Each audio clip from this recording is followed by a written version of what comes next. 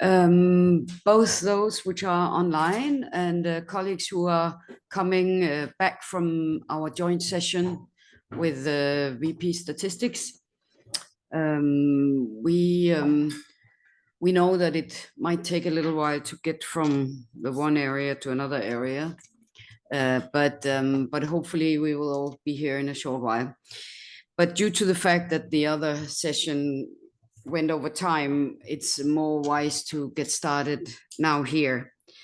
And this session is about enhanced action on the methane reduction. And we have some good guests with us that I would introduce in a short while. We are spending 1 hour on this item. I know that there are also afternoons items, so I wanted to really make sure that we are spending only 1 hour, not any more than that, in order to manage with lunch and next sessions, etc., other meetings. Just to say that up front. But really, warm welcome to our guests, both those that came from far and those that came from a little more close. You can say, I think it's a great opportunity to discuss this important topic. And as I said, this session is about the enhanced action on methane reduction. This is not the first session we have had. We've had an online session recently about this in earlier September, and where Environment had the opportunity to gather a bit more information and understand a little bit more the challenge that we're talking about. We know that methane reduction and other gases, reduction of other gases, is a key to stay on track to the 1.5 degree agreed in Paris. Of course, also key for sustainable development, for many of the other benefits and impacts we would like to see with our development cooperation, whether it's improved health or other items. This session will pick up a bit where we stopped in the online session, so provide some additional information to colleagues and to members. And also, I would say it comes out of, I would call it an increased push for this agenda again, which was very much highlighted in the COP in Glasgow 2 years ago, but which is picking up again in speed, at least as I am experiencing it as a bilateral donor and as a DAC member. So we have, as I said, a packed agenda, very little time. So I will ask the speakers to be succinct in their interventions, but also to make sure that it's targeted to this particular audience, that audience that is discussing development cooperation within the field of environment, climate change, biodiversity, etc. I would like to let you know who we are going to hear from today, so that we know that up front. First, we have Martina Otto, who is the head of secretariat in the Climate and Clean Air Coalition, who will give us, I think, a good fly-in to this topic and build upon what was already discussed in the online session. Then we will hear from Professor Drew Shindell, who is also the chair of the scientific advisory panel of the coalition, and professor at Duke University. Then we will hear from our member from the US, Jennifer Kane, who is from USAID. And finally, we have two good colleagues from Nigeria and Vietnam. We will hear from Asmau Jibril, who is the focal point for the coalition in Nigeria in the Ministry of Environment. And we will hear from Tran Dai Nghia from Ministry of Agriculture and Rural Development in Vietnam, who has also traveled here to talk with us today. And after that, of course, we will open the floor to a discussion and also to a peer exchange and brainstorming on this topic. But let me first give the floor to you, Martina. The floor is yours. Fantastic. Thank you very much. And also from my side, a very warm welcome to this session on methane. And we really thank the OECD for providing us this opportunity and teaming up.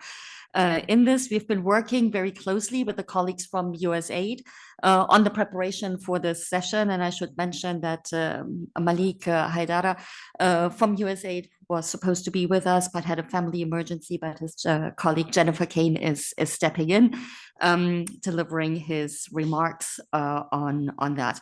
Maybe a very quick word about the CCAC, Climate and Clean Air Coalition. We're convened a convened partnership of by UNEP of over 80 countries and over 80 non-state actors. We are focusing on what we call the short-lived climate pollutants because they're sort of double agents acting on climate and clean air. So it makes a lot of sense to focus on that from a scientific perspective, but also because the measures in key sectors are often coinciding, and it's an area that helps us speak to policy priorities from both angles. So climate as well as clean air, with a whole set of development benefits coming along as well, looking at food security, at health and economic as well. And Drew will indeed get into more detail on this. The second point from the CCAC side that I wanted to highlight is that we're also providing secretariat services to the Global Methane Pledge, and the GMP has already been mentioned. It has now been joined by over 150 countries in this global voluntary goal of reducing methane by 30% by 2030 from 2020 levels. And it's right, it's pretty vibrant. It has gone from the momentum to, from a moment to a momentum, and now to a movement that we're building. And we're providing support to countries along the lines of people, plans, and policies, as we call it. So there's national consultants, support for methane roadmaps. Over 60 countries have been involved in this effort on roadmaps. We're doing deeper dives with 30 countries on this. So that tells you the momentum that is behind that. But obviously it shouldn't stop at roadmaps, but also how we can implement them. And that's also an area where it becomes very interesting to see how this methane ecosystem of finance is coming together. And that we want to make a key point of discussion today, and where we will hear from two of our country representatives as well, in terms of what they have done, where they are, where some of the support has been provided, where some further needs are as well. And I think nothing better than hearing it firsthand from countries on this. And we will get a bit of an overview of what a planning effort can help in moving the needle, but also taking a sectoral angle to this. And you'll hear definitely more about that. Now, with the session, we were very keen to put the SLCPs and methane on the collective radar. And firstly, because the SLCPs, and particularly methane reduction, is a puzzle piece of the sustainable development agenda. And Drew will tell us about the health benefits, the food security benefits that come with this action. So it's definitely not only something that comes from a very specific environmental angle, but if we look at the measures as well, for example, in the agricultural sector, we look at how this can go hand in hand with productivity gains. We, on waste, look at how this goes along with waste management, the health and the sanitation benefits coming along here as well. So that's the angle we would like to take. We have, for example, issued recently the Africa assessment, so an integrated assessment done with African scientists. And they came forward with 37 measures that would not only help us to move the needle on climate and clean air, but also contribute to the Agenda 2063, so the Africa we want. And I just highlight that because really that shows how much intertwined this is with the Sustainable Development Agenda. And the second point why we're coming here with this is that methane has caused about 45% of the net anthropogenic warming, but less than 2% of climate finance is going into methane reductions. And that shows us that the funding stream is definitely not commensurate with the opportunity that is out there. And that's not to distract from decarbonization, but as we will hear a bit further, there's a need to act on both if we want to stick to the 1.5 pathway. And that means we have to run both. We keep calling it the sprint and the marathon. So sprint on the short-lived climate pollutants, and the marathon, the deep decarbonization. And we have to do that at the same time. And there is a real benefit for reducing vulnerabilities and making these measures part of an adaptation agenda as well. And I really want to hold that thought. Now, how can the development assistance system be part of this? And you may already be part of it, but not be teasing out the methane benefits as much, or the methane or the SLCP benefits as much. So there is something about measuring, making it visible, what is already being done. I think everybody is involved in waste projects, for example, but not from a methane perspective necessarily, but from all the other good reasons why the actions are being done. But there's a second step to that, and that is how to increase the finance for this more actively. So on purpose, by design, and not only as a co-benefit that so happens. And I think there's an opportunity to methanize or SLCP-nize the portfolios as we go forward because of the strong development benefits. Now, today, we thought this is a discussion starter. We would be very keen to work with you individually, but also as a group via the OECD, if there's appetite to take things forward, how this agenda could be reflected a bit more in certain criteria, maybe that are being applied. That could be a strand, and we'd like to hear from you where the appetite is, what you think is an opportunity. But we're very ready as well to provide the information that we have by working with the countries. I mentioned the roadmaps that are being done. That's a real starting point to move the needle faster, so that things don't have to be redone individually in terms of the assessments and so on, that we can really look into that together. And I did say we've done planning. There's 10 SLCP plans that are ready to go, ready to be implemented. So that's an opportunity that's sort of on the table as well. And we will hear more about one example here, but also the sectoral work where we've been proving measures, for example, that could be further scaled up. And so with that, I stop and I hand over to, I think Drew is the next one. And I don't know, Thank you. So thank you very much.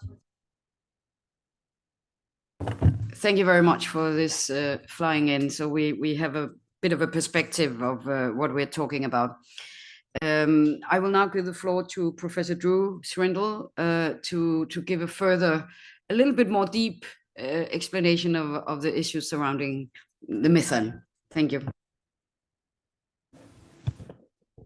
Well, thank you for this chance to present to you about methane. I'm going to talk a little bit about different SLCPs, and I was planning on using slides, yes, to illustrate some of the points that I was going to make.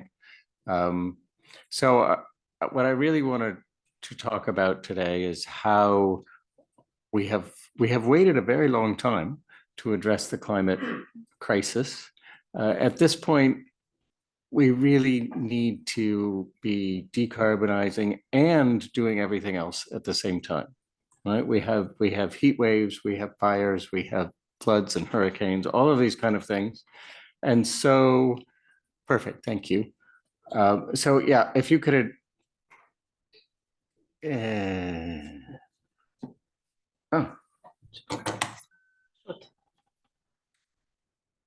I could perhaps advance. Let's see. Yeah, there we go. Okay, that's the title I was expecting. Right, so I'll talk to you about the importance of reducing these things. And right, so what the short-lived climate pollutants are complementary to carbon dioxide. And as Martina just pointed out, they've been responsible as a group for almost half the warming to date. So carbon dioxide is the single most important things, undoubtedly, but these things are not trivial either. They're not such a minor player. They're pretty important too, and almost all of them are also air pollutants. They are toxic in the atmosphere to people that breathe them in, but they're also toxic to plants, and I'll come back to that in a moment. Just so we're clear what we're talking about, these are pollutants that last for something like a few days to up to a few years, and that's very distinct from carbon dioxide, which lasts for centuries. So there were, I should have mentioned that, the methane, tropospheric ozone, black carbon, and HFCs are the main components.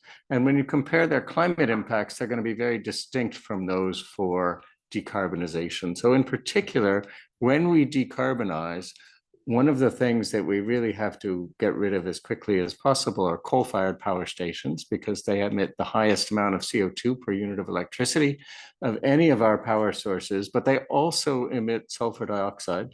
And sulfur dioxide is a cooling agent. So when you pull out the emissions from coal-fired power plants, you phase out coal, you actually get a small amount of net warming in the short term, because the sulfur comes out very quickly. It only lasts for days in the atmosphere. The CO2 comes out slowly. So decarbonization is absolutely critical to avert climate catastrophe in the long term. And you can see this is an analysis of a whole bunch of 1.5 degree consistent scenarios. They provide you an enormous amount of benefit out in the future. But in the near term, if anything, it probably gives you a very, very modest amount, but still it gives you warming rather than cooling. And if you look out here, I've just highlighted middle of the century, right? For the next 30 years, the benefits from decarbonization are unfortunately approximately zero when it comes to climate, right? So if you think about what you see on the news these days of how many fires there are and floods and heat waves and all of the other damages that we're seeing, we cannot decarbonize and expect to slow the pace of those. They are going to continue to accelerate till the middle of the century via decarbonization. In contrast, this shows the same analysis here, and with the black curve up there in the upper right is just decarbonization. And if we add on top of that, though, particularly measures to reduce methane dramatically within the next decade, this decade, we can move that curve down so that we get about double the benefits by the middle of the century. And we start entering the territory where we're ahead around a decade earlier. So we really move up. In fact, I would say this is really our only leverage on slowing down the accelerating impacts of climate change during the next couple decades. But it's not only climate, right? As I mentioned, some of these pollutants, in particular tropospheric ozone, are toxic to plants. And methane in the atmosphere is one of the main precursors, that is something that chemically is transformed into ozone. So we're talking about ozone near the surface of the earth, not up in the stratosphere, but stuff that people breathe in. It's bad for us. It's also bad for plants. And so when I mentioned that methane has caused, about half a degree of warming, and we've warmed by 1.1, right? That if we have a half a degree of warming from CO2 or half a degree of warming from methane, those would be the same in terms of climate change, right? By definition, they would cause much of the planet, especially low latitudes, to get warmer and crop yields to decrease. They would cause rainfall patterns to shift, which in a few places might help, but in the net worldwide also is damaging to agriculture, right? We've naturally put things in places that are currently well suited. So as there's a change, it tends to be overall damaging. But in the case of CO2, some of these climate related impacts are offset by fertilization, right? Plants like CO2, they need that to grow. In the case of methane, there is no CO2 to offset the damages. And it's even worse than that, there's ozone, which augments the damages. And so when you look at the role of the different short-lived pollutants, right, from an analysis we did some time ago, right, CO2 mitigation will increase yields by, in the order of 150 million tons. HFCs, because they don't have any CO2 offset, actually give you a bigger impact, even though they have a much smaller impact on temperature as a whole. And methane, because of ozone, can give you something like 5 times the impact on agriculture. So it's not just proportional, and the story isn't about only limiting warming, it's about these co-benefits that come along. And before I worked at Duke, I worked for a couple decades at NASA. So I like to make the joke that it's, about rocket science and such. This isn't rocket science. Here's people that just stick a wheat plant in a pot and grow it in the ambient air in a place like Pakistan with a lot of ozone pollution. And then when you filter the air, look at the difference. I mean, it's enormous. This is very well understood that ozone is extremely toxic to many types of plants. Now, it's also toxic to forests, and there's a lot of things out in the forest, so it's harder to tell. But that means limiting methane emissions will reduce tropospheric ozone everywhere, which will increase carbon uptake. So not only do we need to do both, but there's actually a synergy here by reducing the toxicity of ozone that affects forests.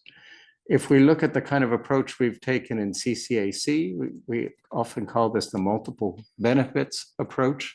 And what it really shows is that by taking actions to reduce short-lived climate pollutants, we get these gains for climate, but we also get millions of avoided premature deaths from air pollution. Black carbon is one of the main components of fine particulate matter, which is even more toxic than ozone to people. We get the food security benefits that I just spoke about, and there are many additional benefits for sustainable development. Right, we'll come back to a couple of those.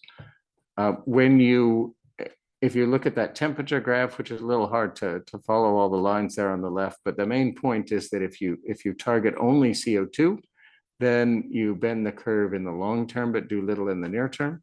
Similarly, if you target only SLCPs and you are very successful, then they all kind of go away in the near term, but then in the long term, you go back to the trend you were on. And really, you need to do both of these things together. The reason for attacking SLCPs early is, again, this leverage that you have, and the only leverage that you really have over warming in the near term. But also, if you look at things like delaying and dealing with SLCPs later versus earlier, right? It's millions of premature deaths that are additional that could have been avoided but aren't, and billions of tons of agricultural yields. So how do we reduce all of these pollutants? Well, black carbon, I mentioned, is one of the SLCPs, and this comes from inefficient combustion, essentially. It comes from diesel vehicles, and so there are ways to control those, and in addition to swapping out to cleaner sources of energy entirely, but there are also particulate filters for places that, say, rely on diesel buses for their municipal bus fleets. There are also there are some parts of the world still use coal in residential settings, which is a very dirty fuel and very inefficient, and that's something that can be replaced. And then you can see the woman down there cooking over traditional biofuel stove. That's one of the main sources of black carbon in developing countries, and replacing with kind of more modern cooking equipment is an excellent way to both contribute to climate change mitigation, but even more so to public health and sustainable development. When we look at methane, we also know what to do. And we have, as we've just heard, we have the Global Methane Pledge now with more than 150 countries trying to get to at least 30% reductions by 2030. And the way to do that is primarily targeting fossil fuels, because there are many technically cost-effective measures that we know how to do this. We'll see that, in fact, there are several of the GMP countries, including Nigeria, Canada, the US at minimum, which all produce a lot of oil and gas, all have committed to reductions even greater than 60% or greater. But fossil fuels, it's going to be things like plugging leaks. It's going to be things like avoiding flaring and venting. And they're not alone, or they're not enough on their own. So we also need to target the agriculture and waste sectors. Within the agriculture sector, we know how to capture methane from manure. When manure is gathered, there are changes in dietary patterns and animal herd health for livestock that can increase productivity, as I think Martina mentioned. Waste sector, and there's also alternate rice cultivation practices. Within the waste sector, it's primarily either diverting organics from ever getting in the waste stream in the first place is the optimum way to go, or if they do get in the waste stream, then to capture methane from landfills. And we'll see a little bit more about these. For methane, we have the Global Methane Assessment from 2021 that ENEP and CCAC published together and helped catalyze the Global Methane Pledge. And that, again, took this multiple benefits approach, showing that really cutting methane this decade would help you avoid a few tenths of a degree warming by 20 years down the road. as well as hundreds of thousands of premature deaths, even larger numbers of morbidity impacts like asthma cases and emergency room visits, millions of tons of staple crops, and billions of hours of lost work. And the lost work can be very well characterized too at the country level, and is primarily outdoor workers. So it's agricultural, construction, people that you cannot provide air conditioning to. Now, I wanted to just say a couple more words to elaborate a little bit on some of those control measures that I talked about in the different sectors, and in particular within the fossil fuel sector and capturing landfill gas. Those things won't provide you a useful product, and if you capture landfill gas and then use that, then you can often come out ahead. Same thing with fossil fuels. If you block a leak from a leaky pipe, you now have more of your product that was the whole reason you put in the pipe in the first place. So many of these actually have negative costs, which sounds a little strange sometimes, but that's the reason for those. Those are primarily capture and use of methane, which incidentally also displaces fossil gas in many cases, so provides a win for CO2 as well. Others have low cost, where here we're calling that $600 a ton of methane, which is roughly CO2 equivalent would be about $20 a ton. So pretty inexpensive, and that gets you about half of all of the controls you need. There are a few that are more expensive, and then there are things that we refer to as additional measures, which are more about behavioral shifts. So they don't necessarily have a cost associated with them. And that would include things like using more renewables or diverting organics from the waste stream, for example, or even altering diets to more healthy choices in places where there's overconsumption of beef and dairy. This is all, I should point out, without including the impacts of these on the environment. Right? So this is saying that we're not placing any price on air pollution or climate change, right? This is just the cost for the industries, right? And they're still negative because often they make more money than they have to spend initially. If you actually count environmental changes, then essentially all of these things people are coming out ahead, right? Society as a whole, that is coming out ahead, more than 90% of these. And, it can be, I still get people objecting, maybe not in this room since it's OECD and people understand the economic calculations like this are not the whole story. But people often, when I talk about this, say, but if they, companies wouldn't really avoid doing anything that's negative cost, right? If it's negative cost, they would just do it out of their own profit motive. And here we have an example of an oil field in the United States being sold from private operators with consumer-facing profiles to a private equity firm that could care less what consumers think. And essentially, they just altered the practices that had been in place to capture excess methane and said, we don't really care. Even if they save us a little bit of money, we can make even more money just drilling for more oil. So they will sometimes ignore things that are negative cost measures, not because they're stupid and they don't want to make money, but because they can make even more money spending that money somewhere else. And in fact, we've been working a little bit with IEA to produce some analyses for the upcoming COP. And part of what they have shown there is that the cost within the fossil fuel sector would amount to, all the controls needed over the whole rest of the decade would amount to about 2% of the profits they made last year. So, and that applies to coal and oil and gas together, right? So within that very profitable industry, there is plenty of money in existence currently. And if regulations are put in place, they could meet these targets. Within the waste and agricultural sectors, of course, it's a different story. Here's another example just to show that these things really happen.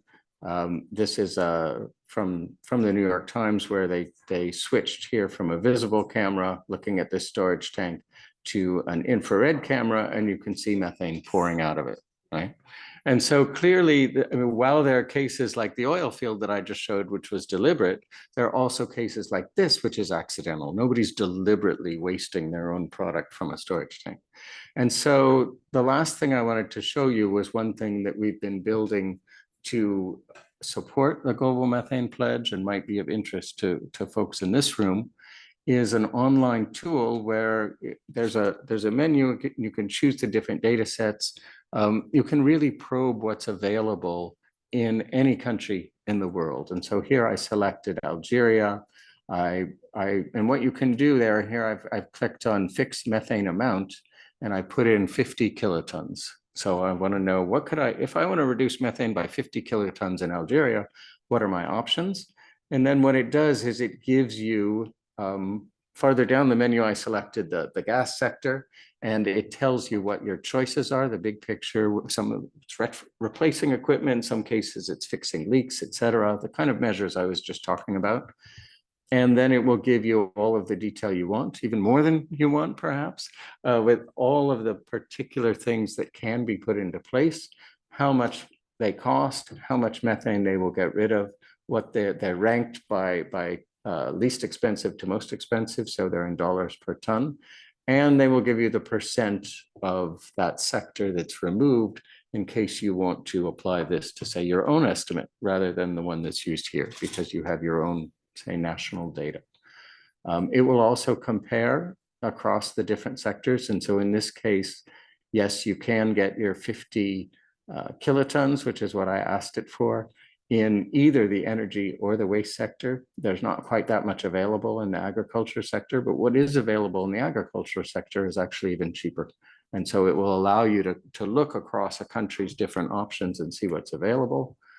And then here I've done something slightly different just to show you another way you can use the tool to ask questions. Instead of fixing methane amount here, I've switched to Angola, I've switched to the waste sector, and now I've fixed the mitigation cost and said, okay, I have $2 million I want to invest, and I'm interested in controlling methane emissions from the waste sector in Angola. What can I do? And it will list all of the things to get you to maximize your methane mitigation while keeping your total spending at $2 million.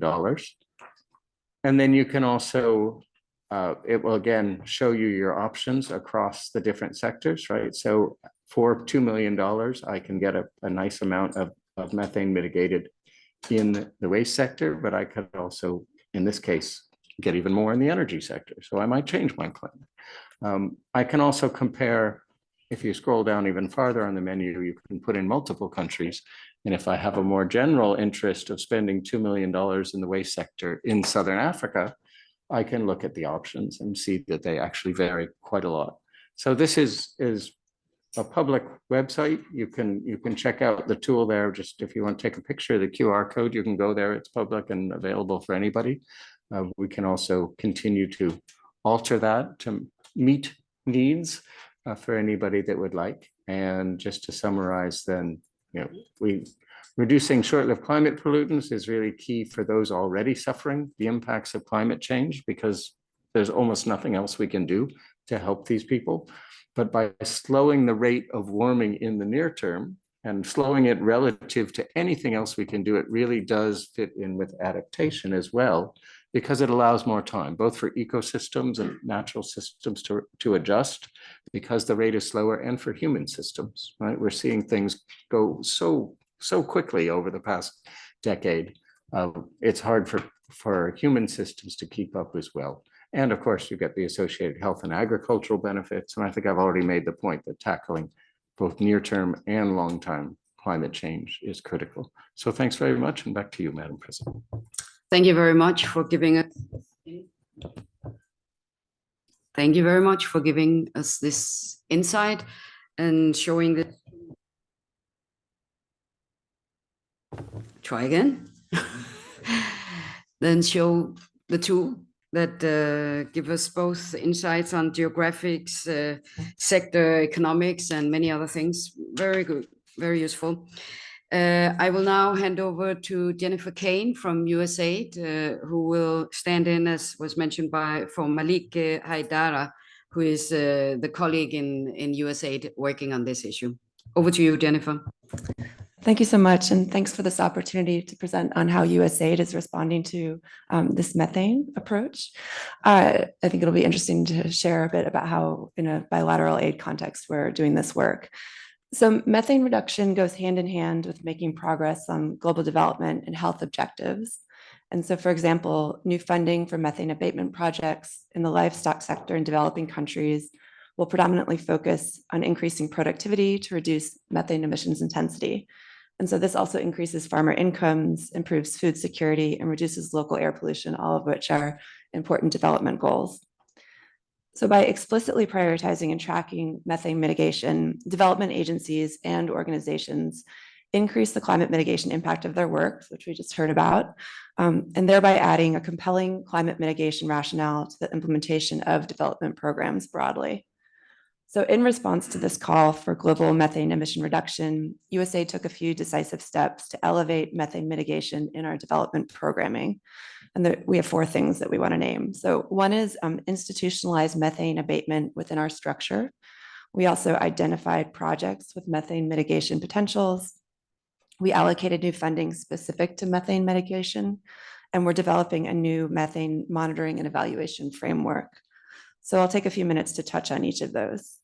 In the first, the institutionalization of methane abatement within our broader structure included designating a methane coordinator to lead USAID methane mitigation efforts and engage in budget allocation discussions, establishing a methane working group to rally technical resources across various offices. So really core pieces of operationalizing this work.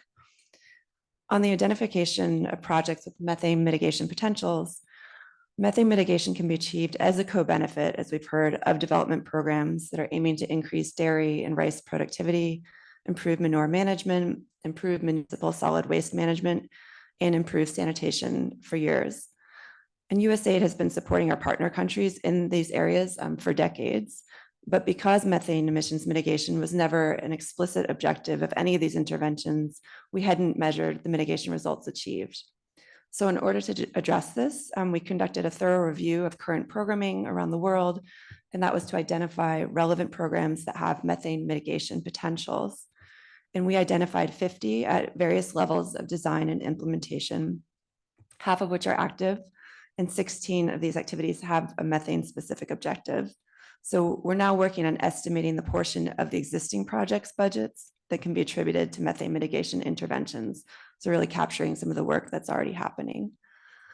And then on the allocation of new funding specific to methane mitigation, with support from the Office of the Special Envoy on Climate at the US Department of State, USAID recently allocated $12 million to support methane mitigation interventions in the agriculture, solid waste, and oil and gas sectors. And this initial methane-specific funding is intended to really have a catalytic effect in terms of leveraging additional funding from our USAID missions and to further scale interventions. And we also hope that the mitigation results achieved will help make the case for future methane funding. Finally, we're gearing up now for the development of a methane monitoring and evaluation, or M&E framework, and that will guide the measurement of the methane mitigation impact of our different activities. So preliminary achievements include through our municipal solid waste management activity in the Dominican Republic, we prevented the emission of 30,000 tons of methane, and that's equivalent to burning 3 million gallons of gas. And so we achieved this through implementing open dump remediation interventions. A recent study, in addition, of the potential methane mitigation outcome of our dairy productivity project in Kenya revealed that by simply improving the animal fee of dairy cows, we've increased dairy productivity by 43%, while also decreasing the methane emissions intensity of those cows. So addressing methane emissions really is a win-win endeavor, which we just heard a lot about. In doing so, we're achieving development objectives while also contributing to the call to keep global warming to 1.5 degrees within reach. And so as such, we believe that bilateral aid agencies, along with multilateral and philanthropic organizations, must integrate methane mitigation into existing development programming and also increase funding for methane mitigation projects. And USAID is really eager to work with all of you to elevate these methane mitigation opportunities in each of our respective development programming portfolios, and also to identify opportunities for collaboration. And I'd be happy to connect you all with my colleagues, and especially Malik, who couldn't be here in the future for those collaborations. Thank you. Thank you very much, Jennifer. I think that sounds interesting, especially perhaps to hear about your tools and methodology in your review and how you are conducting this potential assessment, you can say. We now are pleased to invite our guest that has traveled from far to give us an insight in the work out there. And we will start with our colleague from Nigeria, Asmau Jibril, who is the coalition's focal point and comes from the Federal Ministry of Environment in Nigeria. The floor is yours. Thank you very much, and good morning, everyone. I also have a slide.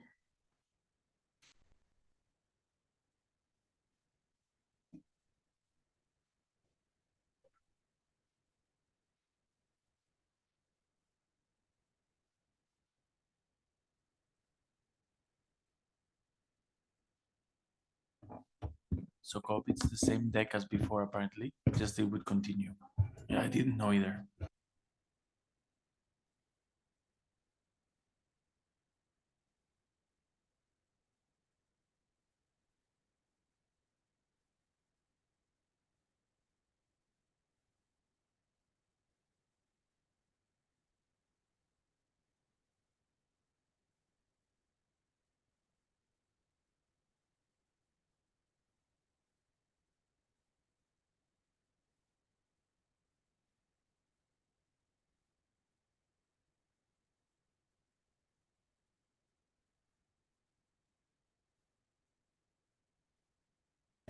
Okay. We developed a national action plan with the support of the CCAC. That's the picture of the plan, the cover page. So Nigeria is a founding partner of the CCAC. We joined in 2012, and the National Action Plan to reduce the short-lived climate pollutants was developed in 2018 and was approved by the Federal Executive Council of Nigeria. That is the Council of Ministers, where the president is the chair, approved the plan in 2019. Nigeria is also a member of the Global Methane Alliance and Global Methane Pledge. Nigeria is active in the CCAC, Oil and Gas Methane Partnership, and also the motivation to join the CCAC, the Methane Alliance, and the Methane Pledge was to reduce the SLCP emissions across the key sectors. The key sectors meaning our sectors that emit methane and which are mostly in NDCs. In the plan, we identified 22 specific mitigation actions to reduce the short-lived climate pollutants, and it will reduce the black carbon and methane by about 80% and 60% respectively. So this is the list of the SLCP abatement measures.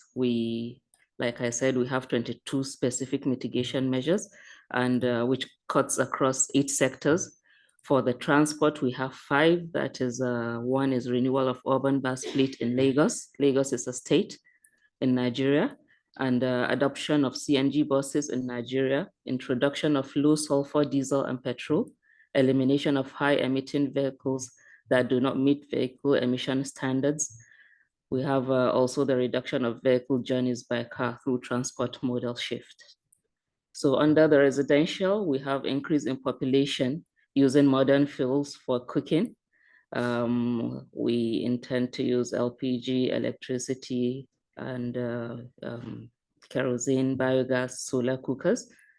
Then we have replacement of traditional biomass cook stoves with more efficient, improved biomass stoves, and elimination of kerosene lamps. So under the oil and gas, we have elimination of gas flaring, fugitive emissions leakages control, methane leakage reduction. Under the industry sector, we have the improved energy efficiency in industrial sector.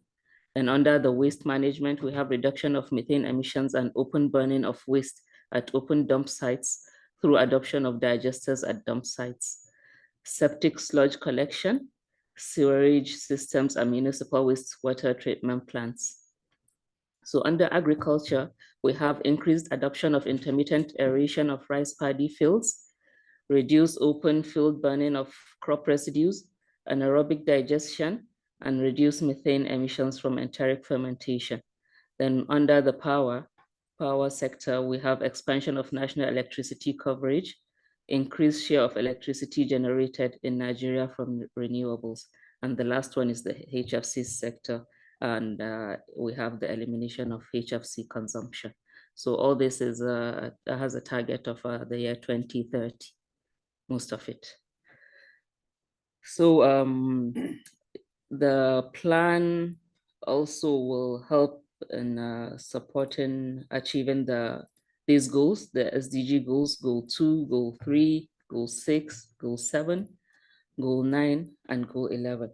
And the measures could also reduce the contribution of Nigerian emissions to average outdoor fine particulate matter exposure in Nigeria by 64%, which could avoid about 4,000 premature deaths by the year 2030. I mean, the deaths associated with outdoor fine particulate matter exposure. Also, there's additional health benefits from reduction in indoor air pollution and, of course, improved agricultural crop yields due to the improved air quality. We saw some pictures by the previous presenters showing how the crops were grown. So Nigeria also revised its NDC in the year 2021, where we have an unconditional reduction of 20% below business as usual by 2030, and we can scale up to 47% subject to international support. We also added 2 new sectors, waste and water, to the existing 5. The existing 5 agriculture, industry, transport, power, and oil and gas. So we have 7 altogether now. And we increased, there's increase in climate change mitigation ambition, and we integrated SLCPs into the new NDC, SLCPs and air pollution benefits into the revised NDC.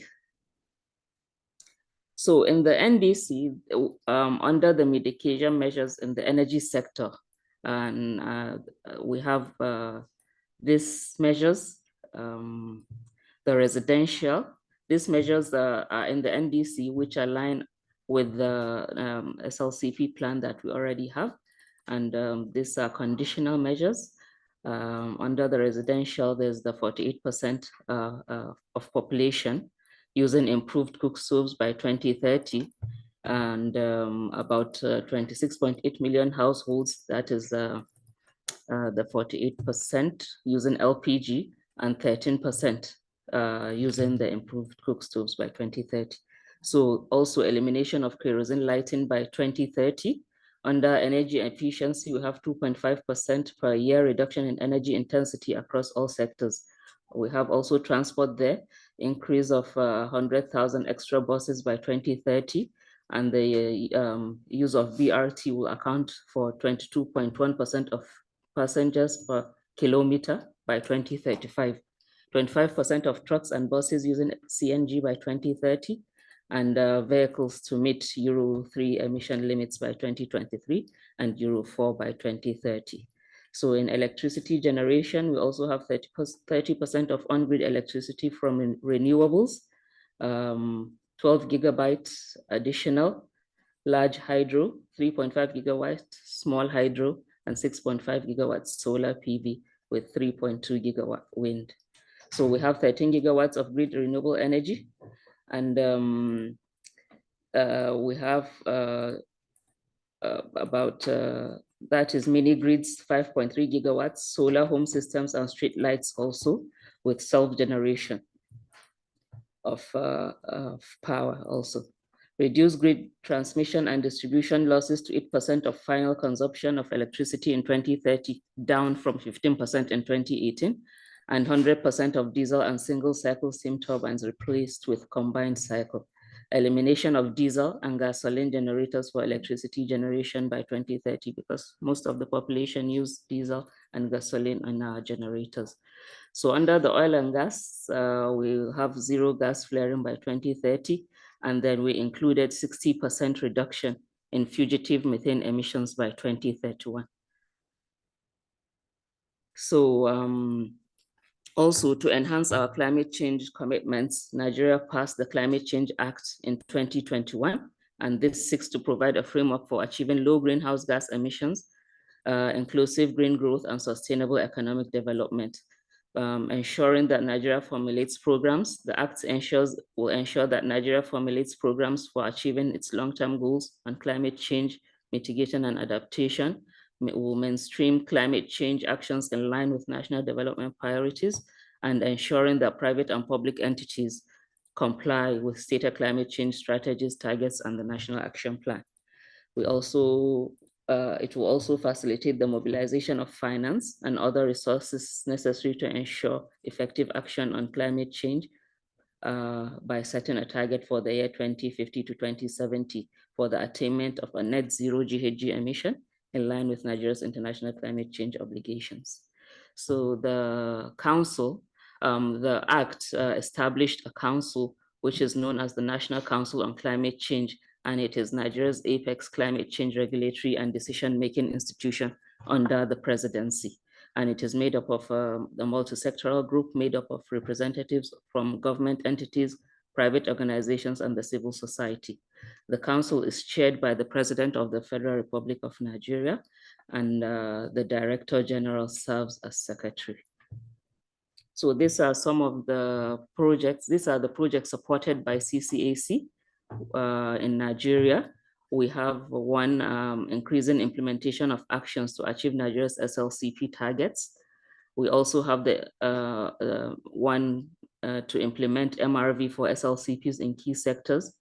Then the abatement of short-lived climate pollutants in the Nigerian agriculture sector by reducing open field burning. Also, we have the development of Tier 2 emission inventory and mitigation assessment for agriculture sector. Also, want to support Nigeria for methane mitigation from oil and gas sector. So these are some activities in advancing, helping us to advance in the SLCP emissions in the oil and gas sector in Nigeria. I'm sorry, I have to ask you to be a little bit more succinct because we are already far over time and we need to catch up a bit. We want to hear all of this, but maybe if you highlight the most important stuff, that would be great. Thank you.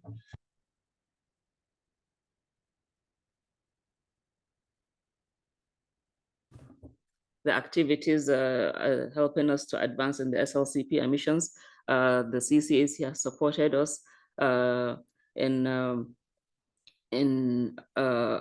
coming up with the methane guidelines. That is the CCAC with the CATF, and we have the country regulators in Nigeria known as the Nigerian Upstream Regulatory Petroleum Corporation and the Midstream Downstream Petroleum Regulatory Agency with carbon limits. So Nigeria has developed a methane guideline for the sector. So basically, this is it.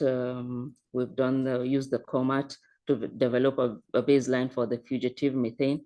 And of course, I've already said the inclusion of 60% methane emissions reductions targets by 2031.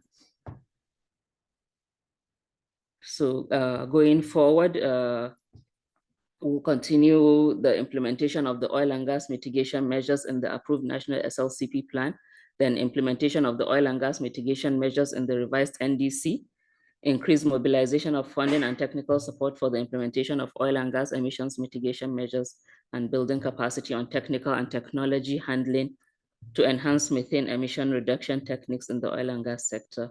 And then the last one is to monitor and track journey towards achieving methane reduction targets by 2031 as stated in Nigeria's revised NDC. And this can all be done if we have some under the conditional reduction of 47% of reduction of emissions if we have subject to international support. So all this can be achieved if we can get some support either technically or anyhow to finish. Thank you very much. Thank you very much for outlining your. Thank you very much for outlining your journey on this agenda and your work so far and what you're planning ahead. We are going straight to our next colleague from Vietnam, Tran Dai Nghia from the Ministry of Agriculture and Rural Development. Before we do that, I just wanted to say we already spent an hour on this and we were half an hour late. So we really have to speed up. I'm sorry. I'm very, very sorry you traveled long, but we will try to make it as succinct as possible. Thank you very much.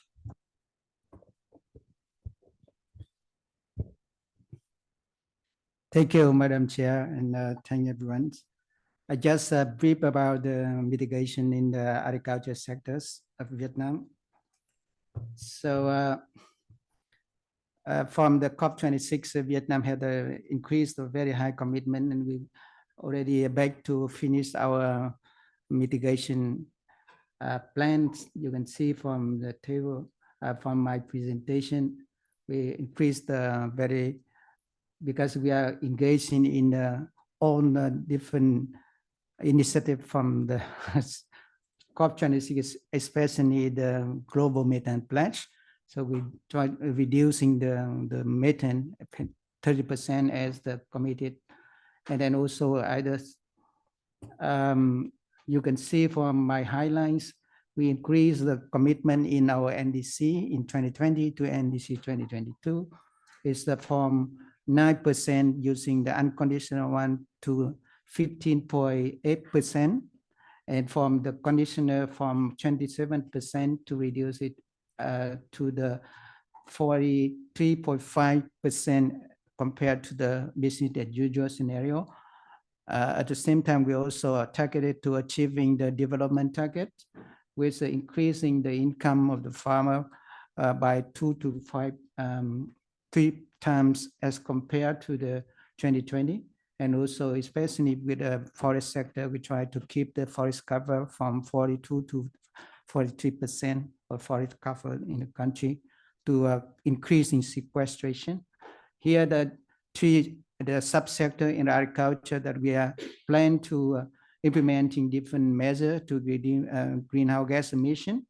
Especially this one is under the support from CCAC. We are applying the method of prioritizing different mitigation targets based on the 5 different criteria: the core benefits, economically feasible, technically feasible, scalable, and MRVable for the different mitigation targets.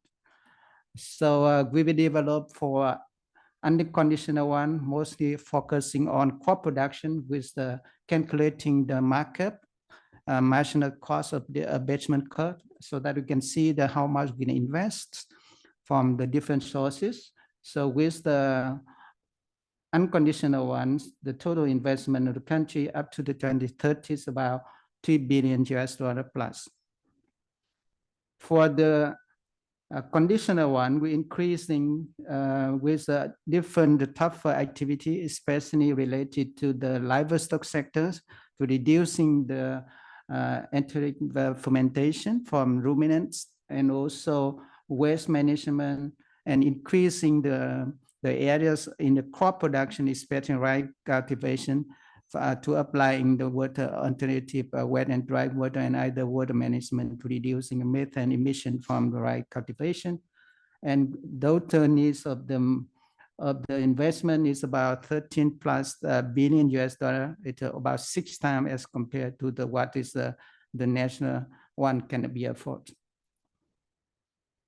So this is with the forest sector also. So forest sector is better because we already have we call the forest payment for the environmental services. So that is we collected from the different user like electric higher power, so that we can have the money to invest to improve the forest and management, and especially the improving the natural forest, including the mangrove forest, so that we increase the sequestration to offset the carbon emission to target to the net zero by 2050.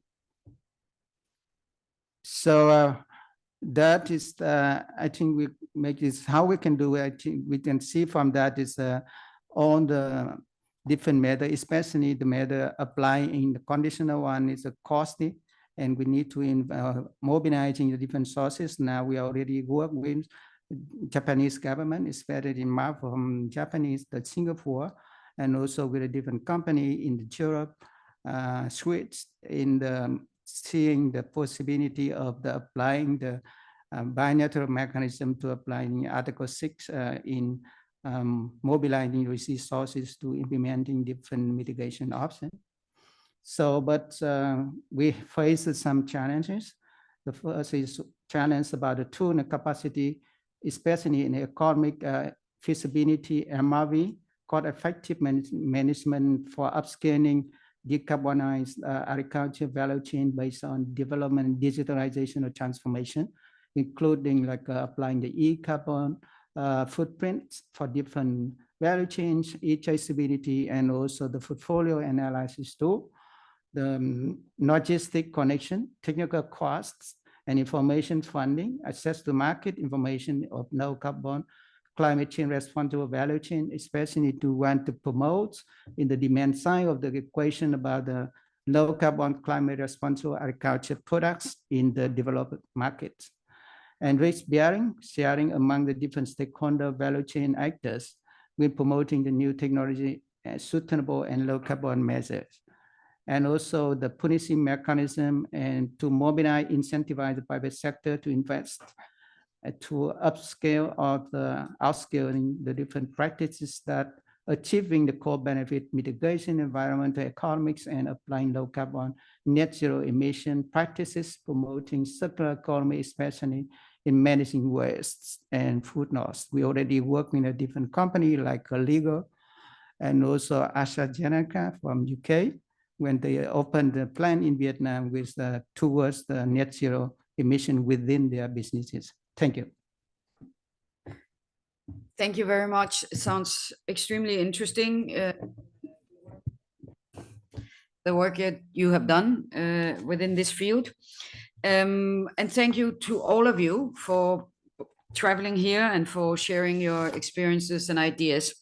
And again, I'm sorry we started late, but we already spent also the time that was set aside for this session. So it's a bit tricky. I would like to open the floor for colleagues to also give their